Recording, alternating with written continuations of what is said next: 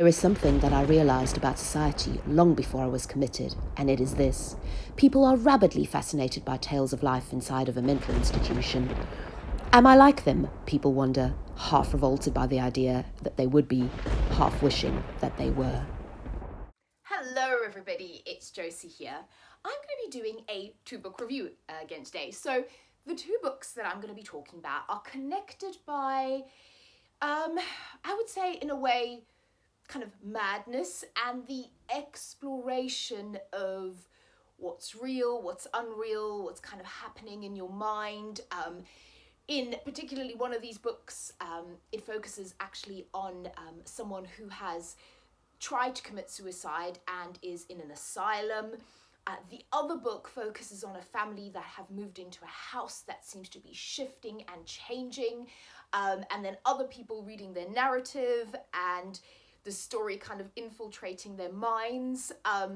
In both of these books, there's two kind of parallel storylines going on, and the two books I'm talking about. So the first one has inspired what I am wearing today. So the first one is The Asylum for Wayward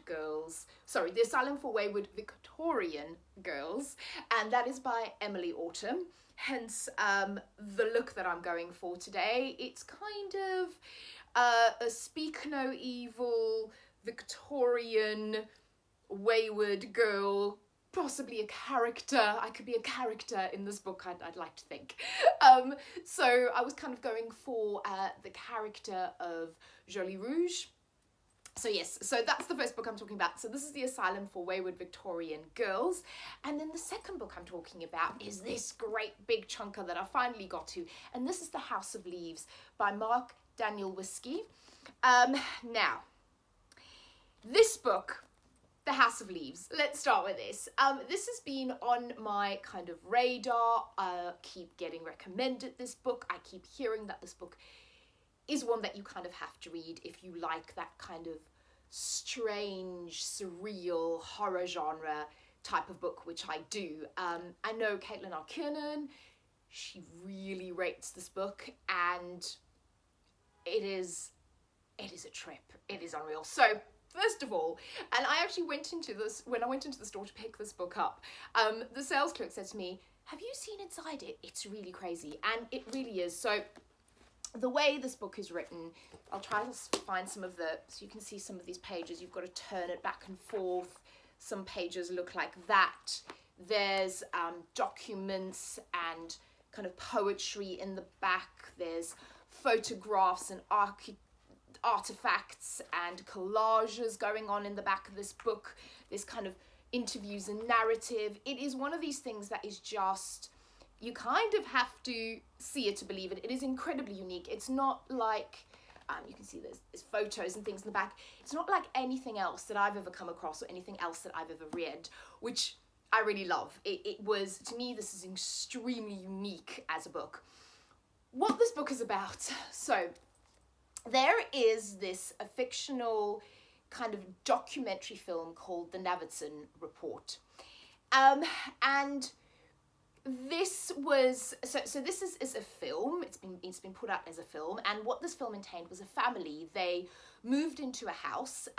The main character, he is a photographer, he's a journalist, and he's very famous for taking a specific, he does war photography specifically, and he's very famous for taking a picture of a young girl actually dying in a war zone. And his wife and his two kids, and they move into this house, and this house does some strange things. It suddenly seems to have created new spaces. When he's measuring the house in the beginning, he keeps thinking he's losing his mind because he's measuring the interior of the house and he's measuring the exterior of the house, and the two measurements don't match. So you have that. But then this book is a man who's recently died, and he actually wrote like a critical analysis of this film, and his impressions, like the analysis of the film, are in here. Sort of, you get the narrative of the film, and then the third narrative that's in here is the person that has now found the report, like the kind of essay and the book that this other person was writing about the Navidson Report. And God, this is so confusing. Anyway, so you get his impressions while he's reading it while he's finding out what happened to this family and what is going on in his own head, and kind of the madness that's overtaking him while he's reading about this, and while he's reading this kind of other madman's thoughts on it, and reading this book that was published. Well, he wanted to publish this book on this film. Now, one thing I will say is it reminded me a tiny bit of, no, not really, but you know, in Night Film, if you've read the Marisha Peschel book, Night Film, that talks about a fictional film director, and it talks about his films. Again, I want to see this film that they keep talking about. I'm kind of devastated it's not real. So that's one thing. This book is just creepy. It's weird. It freaked me out. The idea of this house kind of shifting and moving around this family. That exploration of kind of that madness overtaking the person that's reading this account, and reading, you know, this life story, and reading this crazy jumbled kind of thoughts on what was happening, and this kind of almost psychological pieces in here where they're kind of psychoanalyzing the family in this film.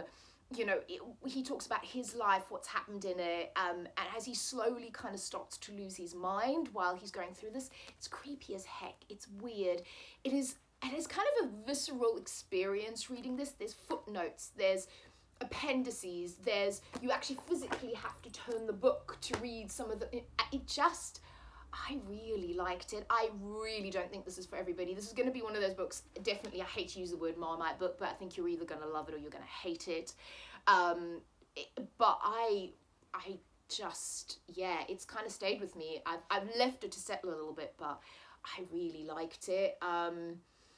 It is like nothing I've ever read before. And if you can handle that kind of weird going back and forth, different narratives, different voices, if you're okay with not knowing exactly where you are in the narrative all the time, and you have to kind of get used to that back and forth between almost the three different viewpoints. So the telling about the film, the old man that actually wrote this kind of book analysing the film, and then the person that's picked up this book and these notes and is now putting it together. It's pretty incredible. I can see why it's rated so highly, and I think it is speculative, genre-defying horror, thriller, dark fiction, kind of at its best. It's pretty cool. Trip. And then the next book, so I wanted something that was going to be a little bit of a palate cleanser. So I've had this one for a while, and I've picked up Emilie Autumn's, keep getting it right, The Asylum for Wayward Victorian Girls. I love this. Hence the reason why I've sort of dressed up in homage to it. So this book is about Emilie Autumn, essentially. So Emilie Autumn is actually, she's a real person. She is a musician, a singer. She's obviously a writer as well, an artist. And so a fictional version of Emilie tries to commit suicide, sort of in the real world in the present day. And she is sent by her doctor. She's bipolar, but her doctor decides that the best thing for her, which is not the best thing for her, which is madness anyway, is to send her off to a asylum for a kind of a few days to sort of get over it. She's there longer than a few days.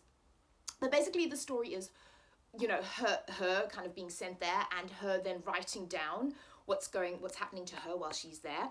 And then this weird thing starts happening every morning. She gets her notebook from the nurse's station. She finds a piece of paper in it, and it's the story of another Emilie with a Y. So Emilie is spelled L-I-E, and this is Emilie with a Y. And she is basically telling Emilie, i.e. her story, or whoever the person is that picks up these notes, her story. And her story is of being sent to an asylum in Victorian times, and what happens to her in this asylum and the inmates. And it basically talks about her life and all this kind of dark, horrible craziness that happens. What I love about this is it explores the idea of suicide very candidly. So, you know, if that is a trigger, then you know, stay away from it. Also, obviously, depression and bipolar and the whole kind of concept of being in an asylum for a mental disorder. But I think some of the commentary is really just fantastic around, you know, this is supposed to make me better, but it's not, it's actually making me sad, it's making me feel worse. There's also discussions on eating disorder in here. And then the kind of the Victorian element of this is it's horrendous. I mean, obviously this is a horror / fantasy book, but I've read up on, you know, what happened in asylums back in the day, actually kind of fairly recently, and a lot of it's lobotomies, shock therapy, leeches, bloodletting, all of that, you know, actually went on. And it's quite harrowing at points, but I love it. I really, really liked reading this. Again, I think if you can stomach all of those themes, it's fantastic. And I love anything that explores that theme of kind of that darkness and kind of the idea of losing your mind, the idea of, I do, it sounds a terrible thing to say it, but I like kind of reading about what used to happen in the past, in asylums, and how the inmates were treated. And it will make you really angry how women were treated, particularly the idea that women were hysterical and they needed to be cured, they needed to be cured of their sexuality, all of those things. It's you know, if you can deal with those themes, it's a really, really well written book. I really enjoyed it. I think she's done a fantastic job. And it kind of brought to mind, and I've brought it with me, so one of my favourite books is The Bell Jar by Sylvia Plath, and this is very much also an exploration of, this is set in the 50s, of a woman that, she does also commit suicide. This is kind of based on Sylvia Plath's real life. And again, she's sort of considered mad, and being an institution and all of those things, and kind of madness, and how society views you, how you view yourself. It's so it reminded me of this a little bit, which is great because, like I said, one of my favourite books, also with the stripes. But yes, I like this. Like I said, if you, just the trigger warnings are there, you know, if any of those things affect you, I would stay away from it. But if you can handle that, then I think this is great. And it has some kind of fantasy-ish elements in it. There is definitely sort of horror, particularly what happens to these girls in the Victorian Asylum. There's this thing around power, about male power, particularly at the time over these young girls. They were experimented on, things like that. There are some rats in here that are pretty cool, and Emilie's kind of created a whole thing around this as well. So there are some of her song lyrics in here. There's a great song called Opheliac. Oh, there's an album called Opheliac and a song that kind of goes with the Ophelia image, the Ophelia, you know, the tragic kind of painting of this girl that took her life. There's those themes in here. So I've been listening to sort of Emilie Autumn's music while reading this, which is a really cool experience.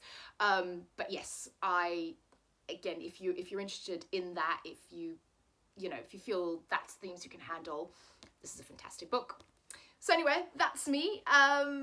Thank you for watching. I hope you're all safe and well. Let me know what you think of those books if you've read them, or if you have any recommendations. And I will speak to you all again very soon. Stay safe and well. Bye.